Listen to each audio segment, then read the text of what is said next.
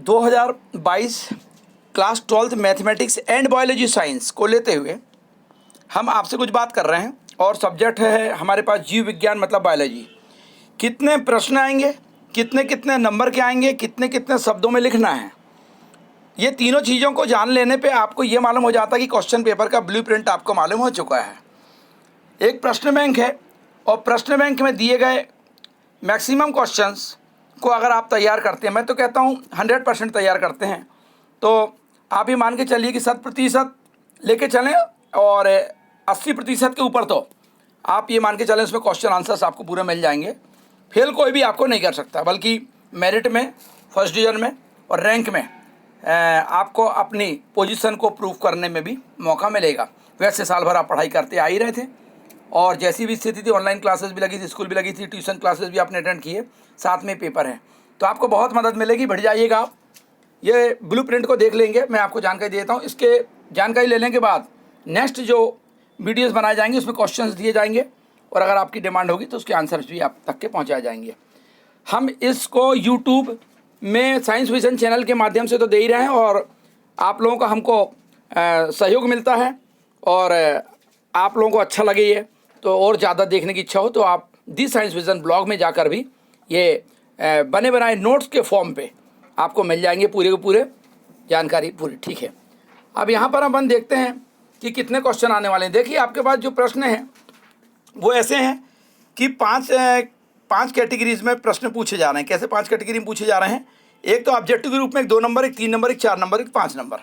सबसे पहली बात ये आती है किसी भी बच्चे के मन में कि हमारे पास कितने पार्ट हैं और कितने कम कर दिए गए हैं। तो जो कम कर दिए गए हैं उसकी बात इंपॉर्टेंट नहीं है, इंपॉर्टेंट ये बात है कि पार्ट के नाम कौन कौन से हमारे। इकाई 5 हमारी हैं। पहले में दिया जनन, दूसरे में दिया आनुवांशिकी तथा विकास, तीसरे में दिया मानव कल्याण के जीव विज्ञान, मानव कल्याण में जीव विज्ञान और जैव प्रौद्योगिकी, और लास्ट पार्ट है उसका नाम है, अध्याय का नाम पारिस्थितिकी। ठीक है, अब जो पहला जनन, इस इकाई एवं विषय वस्तु से संबंधित हमारे पास इकाई पर आवंटित अंक है वो 16 हैं। 16 नंबर कैसे होंगे? देखिए ऑब्जेक्टिव आएंगे 7, एक एक नंबर के 7 नंबर हो गया। 2 नंबर के 3 क्वेश्चन आएंगे, 6 नंबर हो गए। 6 और 7 13 हो गया और 3 नंबर का एक क्वेश्चन आएगा जैसा कि आप देख रहे हैं, तो ये हो गया 16 नंबर। कुल प्रश्न 4 हैं। तो कैसे 4 प्रश्न हुए? 2 नंबर के 3 और 3 नंबर का 1, 4। आप बोलेंगे ऑब्जेक्टिव, ऑब्जेक्टिव को हम नहीं गिनते हैं इसीलिए क्योंकि ऑब्जेक्टिव 4 चीज़ों में आते हैं। 4 कैटेगरीज के ऑब्जेक्टिव आएंगे आपके पास। एक आएंगे आपके पास सही विकल्प के, दूसरे आएंगे रिक्त स्थान के, तीसरे आएंगे सही जोड़ी के और चौथे आएंगे एक वाक्य में उत्तर या एक शब्द में उत्तर दीजिए, ऐसे 4। तो टोटल प्रश्न आ रहे हैं आपके पास 15 और 4 हो जाएंगे वो जो मैंने बताया आपको ऑब्जेक्टिव 4 कैटेगरीज में पूछे जाएंगे। तो 15 और 4 19 प्रश्न टोटल आएंगे। कुल नंबर रहेंगे आपके पास 70। अब देखते हैं, ये मैंने पहले आपको पहले पार्ट की जानकारी दे दी, पहले अध्याय की जानकारी दे दी, पहले इकाई की जानकारी दे दिया। नंबर 2 आनुवंशिकी तथा विकास, इसमें भी 16 नंबर के आएंगे। ऑब्जेक्टिव आएंगे 5, एक एक नंबर के 5 नंबर हो गए। 2 नंबर के 2 क्वेश्चन आएंगे, 2 दूनी 4, 9 नंबर हो गए। 3 नंबर का एक क्वेश्चन आएगा, 12 नंबर हो गए। 4 नंबर का एक क्वेश्चन आएगा, 16 नंबर हो गए। इस तरीके से 4 प्रश्न। कैसे 4 प्रश्न? 2 नंबर के 2, 3 नंबर का 1 और 4 नंबर का 1। इस तरीके से आपके पास 4 प्रश्न हुए। नेक्स्ट अध्याय 3 या इकाई 3 मानव कल्याण में जीव विज्ञान, इसमें 14 नंबर का आएगा टोटल। कैसे आएगा? 7 ऑब्जेक्टिव आएंगे, एक एक नंबर के। 2 नंबर का एक प्रश्न के हिसाब से 2 प्रश्न हो जाएंगे, 2 दूनी 4 नंबर के। 3 नंबर का 1, तो 4 और 3 7 और 7 14। ये भी आपके सामने हो गया। इस तरीके से 3 प्रश्न। 3 प्रश्न कैसे हुए? 2 नंबर के 2 और 3 नंबर का 1। इसके जस्ट बाद में जैव प्रौद्योगिकी, ठीक है, में 12 नंबर के प्रश्न हैं और ये कैसे आएंगे? ऑब्जेक्टिव आएंगे 1 नंबर के हिसाब से 5 प्रश्न, ये आ गए। 2 नंबर का एक प्रश्न आएगा, तो एक प्रश्न 2 नंबर का, ठीक, तो 5 और 2 7। इसके बाद 5 नंबर का सीधा सीधा एक प्रश्न आ रहा है। इसकी अच्छी तैयारी करिएगा क्योंकि 5 नंबर लाना मतलब आपको मालूम है कि कैसा लाएंगे अपन। 150 वर्ड्स लिखेंगे। इसके जस्ट बाद में मैं जानकारी दे रहा हूँ कि किस नंबर के क्वेश्चंस को कितने शब्दों में लिखना है। तो इस तरीके से 9 और 5 14 हो गया। तो प्रश्न क्या हुआ? एक 5 नंबर का और एक 2 नंबर का हुआ। और आखिरी अध्याय जो हमारे पास है इसमें लिखा है पारिस्थितिकी, ठीक है, तो ये आएंगे 12 नंबर के। तो इसमें 4 नंबर का तो ऑब्जेक्टिव आ गया 4। इसके बाद 2 नंबर का एक प्रश्न इसमें आना था, नहीं आएगा। 3 नंबर का एक आएगा कुल, तो 3 नंबर का एक हो गया और 5 नंबर का एक हो गया। तो 5 और 3 8 और ये 4 12। इस तरह से 12 नंबर का ये हो गया। अब आप अगर 16 16 14 12 12 को जोड़ते हैं, जैसे आप सेकंड कॉलम में, एक्चुअल में थर्ड कॉलम में देखना, फर्स्ट कॉलम में नंबर दिए, सेकंड में इकाई वस्तु के नाम दिए हैं, पार्ट के अध्याय नाम दिए हैं, थर्ड में इकाई पर आवंटित अंक, तो 70 नंबर के हो गए। तो टोटल प्रश्नों को अगर आप देखना चाहेंगे, कुल प्रश्न आखिरी में तो 4 4 8 और 3 11 और 2 और 2 4, 11 और 4 15 और 4 जो प्लस दिया है 4 वो ऑब्जेक्टिव में। फिर आपको याद दिला दूं कि जैसा आप देख रहे हैं यहाँ पर कि सही विकल्प, रिक्त स्थान, सही जोड़ी और एक वाक्य में उत्तर से संबंधित 4 प्रश्न आएंगे। तो ये 4 प्रश्न। अब देखिएगा टोटल होता क्या है। ऑब्जेक्टिव टोटल मिला के 1 से लेकर 5 इकाई तक के 28 नंबर के आएंगे। 2 नंबर के टोटल प्रश्न जो आएंगे वो 16 नंबर के आएंगे। 3 नंबर के टोटल प्रश्न 12 नंबर के आएंगे।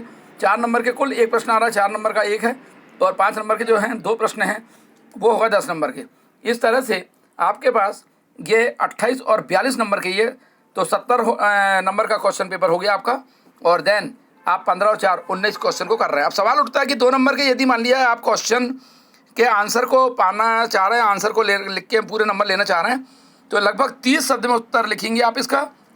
30 का मतलब ऐसा होता है कि एक लाइन में अगर आपने लिखा तो 7 से 8 और 9, बहुत ही छोटी, अगर कोई हैंड राइटिंग लिखता है, बहुत ही छोटे अक्षर बनाता है तो 10-10 शब्द तक के लिख देते हैं। लेकिन एवरेज अगर अपन 7 से 8 माने, है ना, तो अगर आप मार्जिन दे रहे हैं कापी में उसके अनुसार कर रहे हैं, लिख रहे हैं, तो लगभग 8, तो 8 चौके 32। लेकिन आपके पेपर की जो कापी रहती है अगर चौड़ी रहती है तो आप उसका अंदाज़ लगा के रखेंगे कि उस हमको कैसा लिखना है।